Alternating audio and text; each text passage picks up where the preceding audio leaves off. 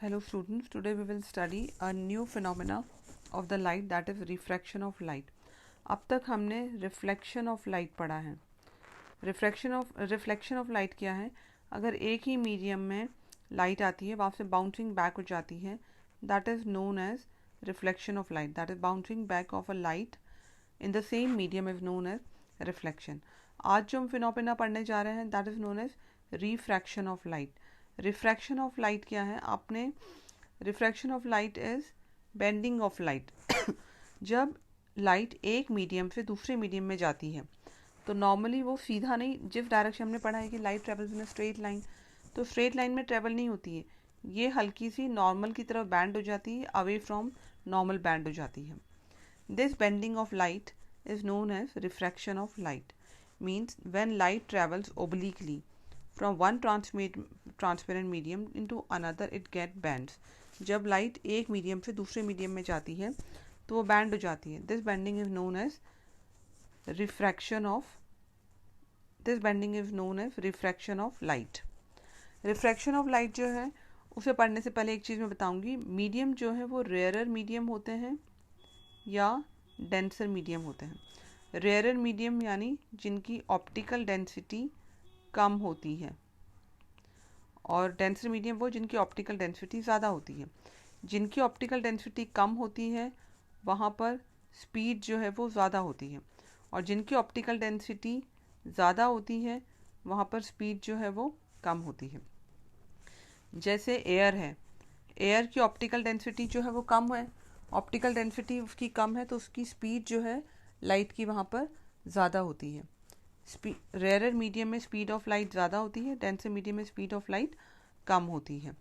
यहाँ पे जो है 2 केसेस बता रखे हैं, from denser to rarer medium and rarer to denser medium. इससे पहले मैं आप लोगों से पूछूंगी, आप लोगों ने साइकिल तो चलाई है, सबने साइकिल चलाई है.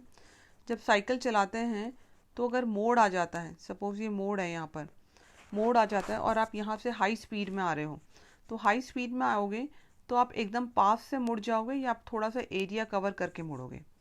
नॉर्मली जब हम बहुत हाई स्पीड में आते हैं साइकिल से तो हमें थोड़ा ज़्यादा एरिया कवर करना पड़ता है मुड़ने के लिए, और जब अब हम स्लो स्पीड से आ रहे होते हैं तो हम थोड़ा सा एरिया कवर करके भी मुड़ जाते हैं. मीन्स जब हमारी स्पीड ज़्यादा होती है तो हमें बड़ा एंगल लेना होता है, और जब हमारी स्पीड कम होती है तो हम छोटे एंगल से ही जो है वो टर्न हो जाते हैं. याद रहेगा, स्पीड ज़्यादा बड़ा एंगल, स्पीड कम छोटा एंगल. उसी तरह से जो है, अगर ये समझ में आ गया है, जब स्पीड ऑफ लाइट, हमारी स्पीड ज़्यादा होती है साइकिल पे तो हम ज़्यादा एरिया कवर करते हैं, स्पीड कम होती है तो स्पीड हम कम कवर करते हैं. तो फिर ये आगे वाले 2 केसेस जो है समझना ईजी रहेगा. When the light travels from a rarer medium to a denser medium. Air एक रेयरर, सपोज ये एयर है और ये ग्लास है. एयर एक रेयरर मीडियम है. रेयरर मीडियम है यानी यहाँ पे स्पीड जो है लाइट की वो क्या होगी, ज़्यादा होगी. ग्लास क्या है, एक डेंसर मीडियम है, यानी यहाँ पे स्पीड ऑफ लाइट क्या होगी, कम होगी. ठीक है, तो यहाँ से जो है ये हमारा नॉर्मल है, ये हमारी इंसिडेंट रे, ये इंसिडेंट रे आ रही है, ये जो है ये हमारा एंगल आई है, that is angle of incidence. Rarer medium में स्पीड ज़्यादा है, मैंने आपको बताया स्पीड ज़्यादा है, यहाँ स्पीड कम हो जाएगी, स्पीड कम हो जाएगी तो एंगल हमारा क्या हो जाएगा, छोटा हो जाएगा, तो ये टूवर्ड्स नॉर्मल बैंड करेगा. ये एंगल ऑफ रिफ्रैक्शन है, दैट इज आर. तो इस केस में जब रेयर मीडियम से डेंसर मीडियम की तरफ लाइट आती है तो हमारा एंगल ऑफ इंसिडेंस जो है वो बड़ा होता है एंगल ऑफ रिफ्रैक्शन से. दूसरा केस डेंसर मीडियम है, डेंसर मीडियम यानी स्पीड जो है वो कम है, रेयर मीडियम यानी स्पीड जो है वो ज़्यादा है. ये हमारी नॉर्मल है, ये हमारा इंसिडेंट रे है, ये हमारा एंगल ऑफ इंसिडेंट है. ये हमारा नॉर्मली जाना चाहिए था लेकिन नॉर्मली नहीं जाता क्योंकि यहाँ पे स्पीड चेंज हो जाती है दूसरे मीडियम में आती. मैंने आपको बताया था स्पीड जब ज़्यादा हो जाएगी तो क्या हो गया, हम ज़्यादा एंगल कवर करेंगे. तो ये जो है this is angle of refraction, this is angle R. तो ज़्यादा एंगल से जो है वो डाइवर्ज होगी हमारी लाइट. तो जब हम डेंसर मीडियम से रेयरर मीडियम की तरफ आते हैं तो हमारा एंगल ऑफ इंसिडेंट जो है that will be smaller to the angle of refraction. याद रहेगा, जब rarer medium to denser medium तो एंगल आई एंगल आर से बड़ा होता है, और जो रिफ्रैक्टेड रे है वो bend towards the normal, that is bend towards the normal. दूसरा case, when light travels from denser medium, ये डेंसर मीडियम है, डेंसर मीडियम से जब रेयर मीडियम की तरफ जाएगी तो स्पीड क्या हो जाएगी, बढ़ जाएगी, स्पीड बढ़ जाएगी तो it bands away from the normal, ये नॉर्मल है, नॉर्मल से दूर बैंड होगी। इस केस में एंगल आई जो है वो छोटा हो जाएगा और एंगल आर जो है वो बड़ा हो जाएगा। ये केस है refraction of light through rectangular glass slab, ये इंपॉर्टेंट है, इसका डायग्राम कई बार एग्जाम में आ चुका है। ग्लास स्लैब होता है, this is your glass slab, ये जो बता रखा है ये दिस इज ग्लास स्लैब। यहाँ पे टू इंटरफेस है, एक ये इंटरफेस है ये वाला और एक ये इंटरफेस है। यहाँ पे एयर मीडियम से ग्लास मीडियम में लाइट आ रही है, यहाँ पे ग्लास मीडियम से एयर मीडियम में ग्लास लाइट जा रही है। मैंने बताया था एयर क्या है, रेयरर मीडियम है, ग्लास क्या है, डेंसर मीडियम है। रेयरर मीडियम से डेंसर मीडियम में आती है, यहाँ पे स्पीड ऑफ लाइट ज़्यादा होती है, यहाँ स्पीड ऑफ लाइट कम हो जाती है। सो व्हेन अ रे लाइट पासेस, जब रेक्टेंगुलर ग्लास स्लैब से पास होती है तो वो दो टाइम बैंड होती है। एक बार कब बैंड होती है, एयर और ग्लास इंटरफेस पर, दूसरी तरफ कब बैंड होती है, ग्लास और एयर इंटरफेस पर। ये हमारा एंगल आई है, ये हमारा नॉर्मल है, ये इंसिडेंट रे है, एंगल ऑफ इंसिडेंस है, ये हमारा नॉर्मली जानी चाहिए थी लेकिन नहीं जाती है, लाइट बैंड हो जाती है। ये हमारा बैंड, ये रिफ्रैक्टेड रे है, दिस इज रिफ्रैक्टेड रे। ये एंगल ऑफ रिफ्रैक्शन है, एंगल आर है, इसे हम 1 लेते हैं, एंगल I1 और एंगल R1। यहाँ पर एंगल I1 जो है वो बड़ा होगा, सॉरी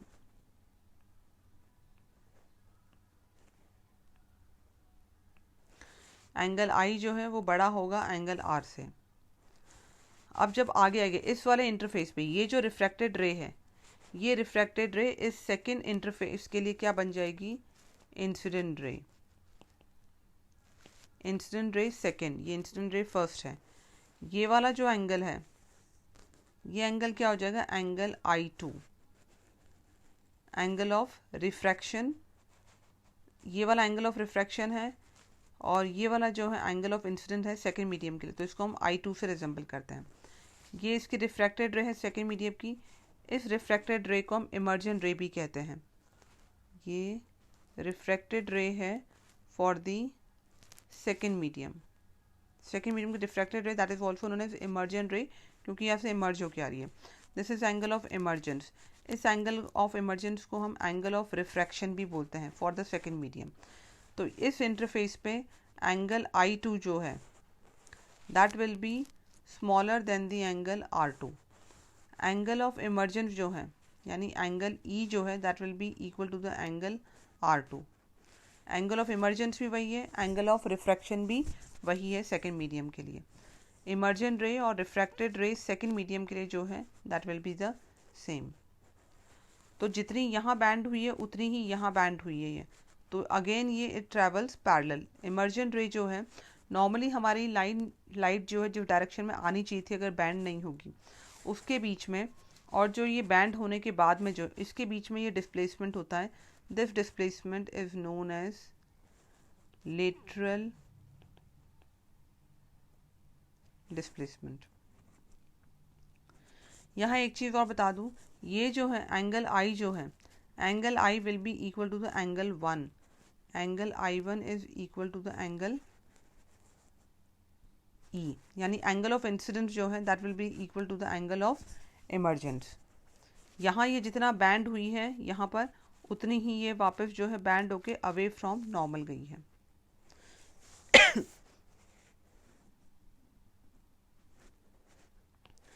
जिस तरह से हमने लॉ ऑफ रिफ्लेक्शन पढ़े थे उसी तरह से लॉ ऑफ रिफ्रैक्शन भी है। There are two laws of refraction. The first is incident ray, refracted ray and normal at the interface of two transparent medium. एक ये ट्रू ट्रांसपेरेंट मीडियम का इंटरफेस है और ये भी एक इंटरफेस है। यहाँ पर जो है एंगल ऑफ ये इंसिडेंट रे, रिफ्रैक्टेड रे और नॉर्मल जो है वो एक ही पॉइंट पे लाई करेगी, that is known as the first law. Second law, ratio of sine of angle of incidence to the sine of angle of refraction is a constant for the given color and for the given pair of media। यानी ये जो है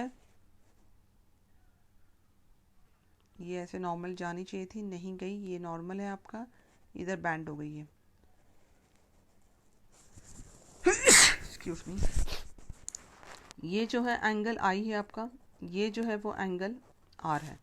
तो इसका जो ratio है angle of sine I upon angle of sine R जो है, साइन ऑफ एंगल आर और साइन ऑफ एंगल आई जो है, that will be the constant value. This constant value is known as refractive index. क्या है refractive index? Ratio of sine of angle I to the sine of angle R. इसका ratio constant होता है। किसके लिए constant होता है? For a given light, for a light of a given colour, एक पर्टिकुलर कलर की जो लाइट है उसके लिए, और for the given pair of media, और गिवन पेयर ऑफ मीडिया है उसके लिए भी जो है सेम होगा। जैसे सपोज ये रेड कलर की लाइट है, यहाँ पर एयर है, यहाँ पर ग्लास है, इसका जो रिफ्रैक्टिव इंडेक्स है that is represented by new और एन, ये जो है वो हमेशा कांस्टेंट रहेगा। अगर यहाँ की लाइट चेंज हो जाती है, सपोज ये ब्लू कलर की लाइट हो जाती है, तो रिफ्रैक्टिव इंडेक्स चेंज हो जाएगा। या तो लाइट का कलर चेंज हो या पेयर ऑफ मीडियम चेंज हो तो ये रिफ्रैक्टिव इंडेक्स चेंज हो जाता है, लेकिन अगर ये दोनों सेम हो तो रिफ्रैक्टिव इंडेक्स हमेशा कांस्टेंट रहता है। एक टर्म है एब्सोल्यूट रिफ्रैक्टिव इंडेक्स, ये इंपॉर्टेंट टर्म है, इस पर क्वेश्चन कई बार आता है। एब्सोल्यूट रिफ्रैक्टिव इंडेक्स क्या? जैसे दो मीडिया हैं, अगर उनमें से एक मीडिया एयर है या वैक्यूम है और दूसरा कोई भी मीडिया है, तब जो रिफ्रैक्टिव इंडेक्स निकलेगा that refractive index is known as absolute refractive index. What is absolute refractive index? The ratio of speed of light in air or vacuum to the speed of light in medium. अगर हम किसी भी medium का refractive index निकाल रहे हैं with reference to air और vacuum, that refractive index is known as refractive index of air और एब्सोल्यूट, इसे हम एब्सोल्यूट रिफ्रैक्टिव इंडेक्स, ये लिखना बेटा, एब्सोल्यूट रिफ्रैक्टिव इंडेक्स कहते हैं। That is speed of light in air और vacuum upon speed of light in medium. Mu equal to C upon we. सी क्या है? Speed of light in air, क्या है ये? Speed of light in vacuum 3 into 10⁸ metre पर second. और हम air और वैक्यूम की स्पीड लगभग सेम लेते हैं क्योंकि थोड़ा बहुत वेरिएशन होता है इसके अंदर। तो अगर इसे कहें एब्सोल्यूट रिफ्रैक्टिव इंडेक्स क्या होता है? Refractive index of a medium with reference to the air और vacuum is known as absolute refractive index. Next term है relative refractive index. Relative refractive index किसी भी दो मीडियम की, that is refractive index of a medium 2 with respect to the medium 1। जब medium जिसके respect में हम निकालते हैं उसकी स्पीड को हम ऊपर रखते हैं, जिस मीडियम का निकालते हैं उसकी स्पीड को हम नीचे रखते हैं। तो ये जो 2 1 है, 2 1 का मतलब क्या है? हम सेकंड मीडियम का रिफ्रैक्टिव इंडेक्स निकाल रहे हैं with reference to the first medium, इसलिए फर्स्ट मीडियम को हमने ऊपर रखा है, सेकेंड मीडियम को हमने नीचे रखा है। अगर मैं एब्सोल्यूट रिफ्रैक्टिव इंडेक्स की बात करूँ तो एब्सोल्यूट रिफ्रैक्टिव इंडेक्स में ऊपर फर्स्ट मीडियम क्या हो जाएगा मेरा? एयर या वैक्यूम हो जाएगा, और जो सेकंड मीडियम है वो मेरा कोई भी ग्लास हो सकता है, डायमंड हो सकता है, कुछ भी हो सकता है। अगर सपोज मैंने लिखा है न्यू 2 1, इसका मतलब क्या होगा? फर्स्ट मीडियम का रिफ्रैक्टिव इंडेक्स निकालना है with reference to second medium. उसमें सेकेंड मीडियम की स्पीड जो है वो ऊपर आएगी और फर्स्ट मीडियम की स्पीड जो है वो नीचे आएगी, that is mu 1 2। I hope बेटा इसमें कोई डाउट नहीं होगा। फिर भी अगर कोई डाउट हो तो आप लोग गूगल मीट में क्रॉस क्वेश्चनिंग कर सकते हैं। क्रॉस क्वेश्चनिंग करेंगे तो ये जो है ज़्यादा अच्छे से समझ में आएगा। थैंक यू बेटा।